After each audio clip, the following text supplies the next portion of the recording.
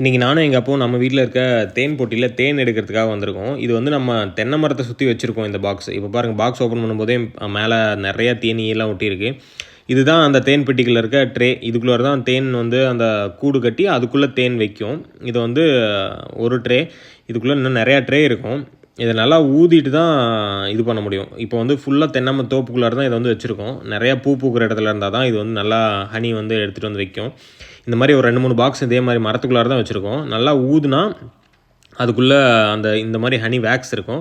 இதை வந்து நம்ம கட் பண்ணிவிட்டு நம்ம ஸ்டோர் பண்ணி தனியாக வச்சுக்கலாம். மறுபடியும் இந்த ட்ரேயை கொண்டு போய் அதே பாக்ஸில் வச்சிடணும். இல்லை அதுக்கப்புறம் தான் அது வந்து மறுபடியும் அந்த இடத்துல ஒரு 1 வீக்கில் 10 டேஸில் மறுபடியும் ப்ரொடியூஸ் பண்ண ஆரம்பிச்சிடும். இது வந்து நல்லா மெச்சூர்டான தேன். பாருங்கள், பயங்கர வெயிட்டாக இருக்குது. இது வந்து 1 மந்த்தாக எடுக்காமல் விட்டதுனால இவ்வளோ ஹெவியாக இருக்குது. உங்களுக்கு யாருக்காச்சும் தேன் வேணும்னா முன்னாடியே மெசேஜ் பண்ணி வைங்க. அவைலபிள் இருக்கும்போது கண்டிப்பாக உங்களுக்கு நான் மெசேஜ் பண்ணுறோம். தேங்க்யூ.